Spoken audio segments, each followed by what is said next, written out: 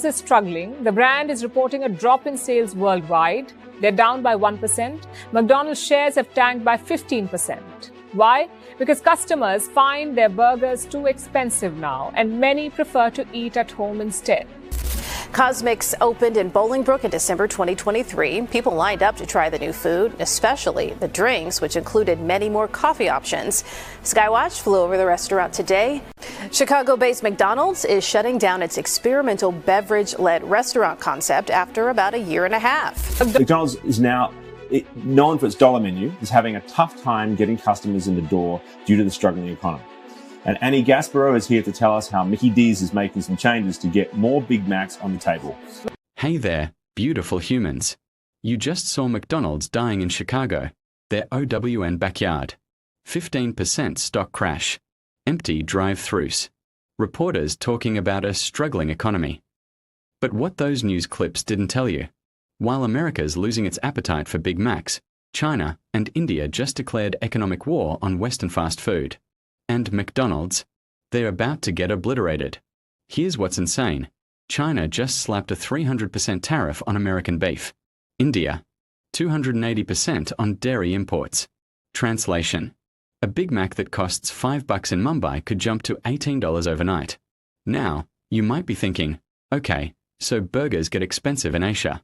Who cares? Well, McDonald's gets 40% of its revenue from international markets. Asia is 52% of that. Do the math. We're talking about half of McDonald's global income getting taxed into oblivion. Imagine running a business where half your paycheck just vanished. That's McDonald's right now. And this isn't random. Remember 2018? Trump slaps tariffs on Chinese steel. China bans iPhones in government offices within 72 hours. Now, they're coming for your Happy Meal. This is retaliation. Pure and simple. The US wants to protect farmers. Asia wants to protect local food industries. And McDonald's, caught in the crossfire like a deer on a highway. Picture this. Empty McDonald's drive-thrus in Beijing. Shuttered stores with closed signs in Hindi. Workers packing up play places while kids watch through the windows. The smell of sesame seed buns and special sauce, gone. Replaced by local noodle shops and rice bowl chains. The golden arches that have stood for 60 years in some cities, being dismantled piece by piece. But what happened next was worse. Local Asian fast food chains, Jollibee in the Philippines, Cafe Coffee Day in India, Deco's in China, they've been waiting for this moment. They're launching $2 burger campaigns right now. Billboards in Shanghai screaming, "Why eat American when Chinese tastes better and costs less?" In Mumbai, Cafe Coffee Day just opened 50 new locations in 3 months. Jollibee is expanding into mainland China for the first time in 20 years. They knew this was coming. It's not just tariffs, though. Asian governments are actively subsidizing these local competitors to destroy Western brands. China's giving tax breaks to domestic fast food chains. India's fast-tracking permits for local restaurants while delaying McDonald's expansion licenses. This is economic warfare disguised as patriotism. And remember that clip about McDonald's struggling economy? Try operating when your host country is actively sabotaging you. Prices skyrocket. Customers flee. Competitors smell blood. You're trying to swim while someone's tying weights to your ankles. Here's the part the media is NT covering. McDonald's executives held an emergency board meeting last week. The topic? Strategic retreat from hostile markets. Let that sink in. Retreat. A word McDonald's hasn't used since ever. They don't retreat. They're in 119 countries. They've survived wars, recessions, pandemics. But this is different. McDonald's has 3,000 stores in China alone. That's $3 billion in annual revenue. Walking away. Financial suicide. Staying. Also financial suicide. It's a lose-lose scenario that keeps Ray Kroc rolling in his grave. Imagine being a franchisee in New Delhi. You just invested $800,000. Signed a 20-year lease. Hired 60 employees. Your grand opening was 3 months ago. Business was good. Lines out the door. Then overnight, your beef supplier calls. Prices just tripled. Your dairy supplier can't guarantee delivery anymore. Your imported packaging stuck in customs for additional inspection. What do? You can't just close. You're locked in. But staying open means bleeding money every single day. And here's the kicker: KFC, Burger King, Subway? They're all in the same boat. This is industry-wide. That 15% stock crash you saw in the opening clip? That was before Aisha entered the chat. Financial analysts are now predicting a 40% dive if McDonald's pulls out of China and India. 40%. We are talking about wiping out $70 billion in market value. 70 billion. But it's not just fast food. Starbucks, Coca-Cola, PepsiCo, any Western brand touching food or beverage. They're next. Starbucks has 6,000 stores in China. Coca-Cola does $9 billion in revenue from India alone. If this tariff wave spreads, we are looking at the biggest corporate exodus in modern history. And here's what no one is talking about. What if this spreads to tech? To cars? To pharmaceuticals? Think about it. Apple makes 90% of its products in China. Tesla just built a gigafactory in Shanghai. Pfizer supplies medications to 3 billion people across Asia. If those governments decide to play the same tariff game, your iPhone could cost $3,000. A Tesla in India? 200 grand. Your prescription medication? Unavailable or astronomically expensive. This tariff war on McDonald's? It's the first domino. And once it falls, the whole board goes with it. We are not just talking about burgers anymore. We are talking about the entire infrastructure of global trade collapsing like a house of cards. Now, some economists think this was planned. That China and India coordinated these tariffs in backroom deals months ago. They've been meeting quarterly since 2023. The BRIC Summit, the Shanghai Cooperation Organization, the Asian Infrastructure Investment Bank meetings. Behind closed doors, away from Western media. And every single time, the conversation was the same. How do we reduce dependence on Western corporations? It's economic nationalism disguised as trade policy. And McDonald's? Just collateral damage. A test case. They picked the most visible, most recognizable American brand they could find and said, let's see what happens when we squeeze. Remember that experimental Cosmix restaurant in Bolingbrook from the opening clip? McDonald's invested $10 million into that concept. Beverage-led. Premium coffee. Designed to compete with Starbucks. Closed after 18 months. Couldn't make it work in their home market. Now imagine 3,000 closures in 1 year across Asia. Not because the concept failed.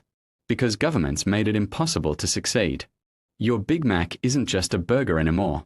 It's a geopolitical pawn. A symbol. And symbols? They get sacrificed first. When countries want to send a message, they don't attack military bases. They attack cultural icons. McDonald's golden arches are as American as the Statue of Liberty. Taking them down? That's the message. But forget corporations for a second.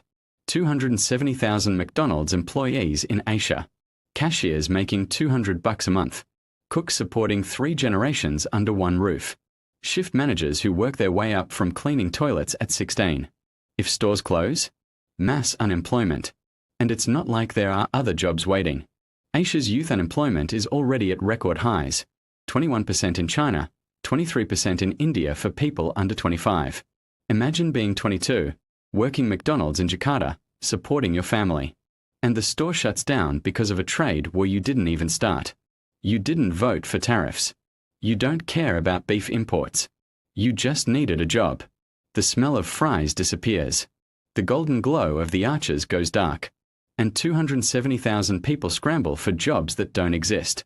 And it's not just employees. Think about suppliers. The chicken farmer in Guangdong who's been selling to McDonald's for 15 years. The bakery in Bangalore that makes sesame seed buns, $2 million per month. The packaging company in Manila that produces Big Mac boxes. These are small businesses built entirely around ONE customer. If McDonald's leaves, they collapse too. We are talking about a supply chain employing over 2 million people across Asia. 2 million families depending on those golden arches staying lit. So what happens next? Let me walk you through the scenarios, because Wall Street's been running simulations for weeks. Scenario 1. McDonald's absorbs the cost. They eat the tariffs. Keep prices stable. Hope customers stay loyal. Sounds noble, right? Except their profit margin in Asia is already razor thin, 8%. Add 300% tariffs. They're operating at a loss. Every single burger sold loses money. How long can they sustain that? 6 months? A year? Then what? Investors riot.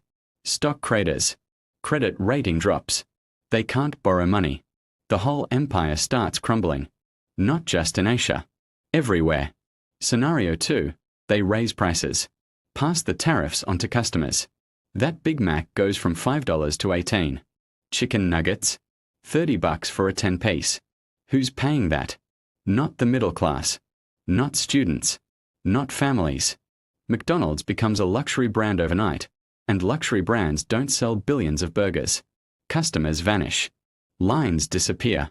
Stores sit empty. Asian competitors win. Jollibee's $2 burger looks like a gift from heaven when McDonald's is charging $18. Game over. Scenario 3. They pull out entirely. Announce a strategic realignment. Close 3,000 stores. Fire 270,000 employees. Liquidate assets. It's the biggest corporate retreat since Walmart left Germany in 2006. History books material. Business schools will teach this case study for decades. How McDonald's lost Asia. But here's the problem. Once you leave, you can't come back. China holds grudges. India remembers. You abandon them during a crisis? You're blacklisted forever. And losing Asia means losing half your future growth. Because let's be real, America's market is saturated. Europe's declining. Africa's 30 years away. Asia was the golden goose. Was. But there's a fourth scenario no one's talking about. The nuclear option. What if McDonald's goes full local? Cuts all ties with American supply chains. Partners with Chinese beef suppliers, Indian dairy farms, local packaging companies. Changes the menu entirely. No more Big Macs. Introduce the Dragon Burger in China, the Masala McSpicy in India. Rebrand completely. Becomes Maideng Lao in China, which is already slang for McDonald's anyway.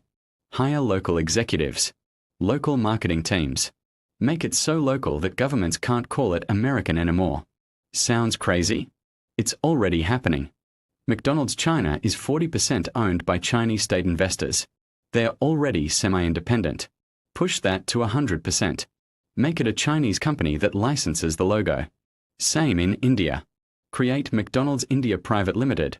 Fully Indian-owned, Indian-operated, just paying royalties for the name. But then, is it even McDonald's anymore? Or just a Chinese fast food chain with a familiar logo? You lose the brand identity, the American dream appeal, the cultural cachet. McDonald's success was because it was exotic, Western, different. If it becomes just another local chain, what's the point? That struggling economy clip wasn't about inflation. It wasn't about burger prices. It was about identity crisis. McDonald's doesn't know who it is anymore. Are they American? Global? Local? Premium? Budget? They've been everything to everyone for so long that now, when forced to choose, they can't. And this decision? It's happening right now. McDonald's CEO Chris Kempczinski is on a plane to Beijing as we speak. Unannounced trip. Kept off public schedules. His meeting with Chinese officials to negotiate. What's on the table? Nobody knows. But rumors are flying. Some say he's offering to sell majority stakes. Others say he's threatening to pull out entirely.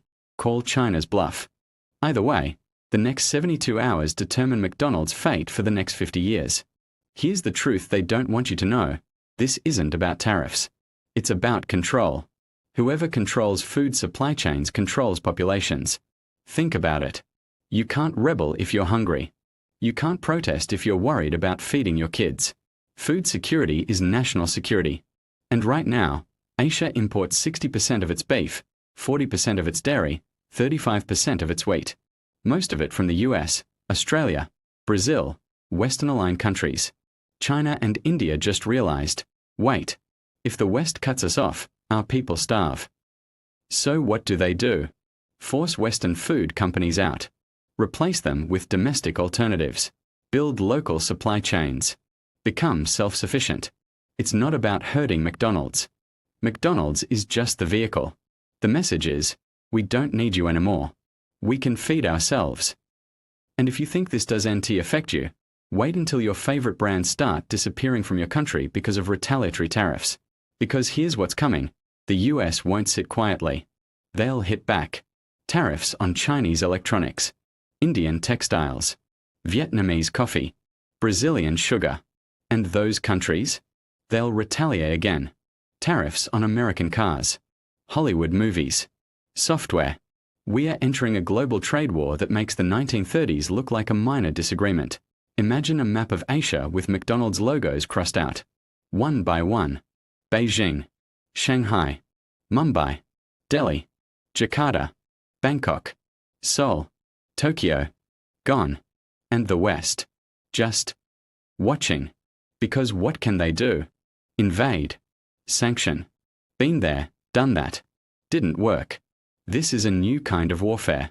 Economic. Surgical. Devastating. And it's not just Asia. What if Europe joins in? What if South America decides they're tired of Western brands dominating their markets? McDonald's has 38,000 locations worldwide. Lose Asia? That's 8,000 gone. Lose South America? Another 4,000. Lose Africa preemptively? 3,000. Suddenly you're down to operating in just North America and Europe. Mature, saturated markets with zero growth potential. The company that conquered the world reduced to serving burgers in strip malls across Ohio. Let me paint you a picture of what 2026 looks like if this plays out.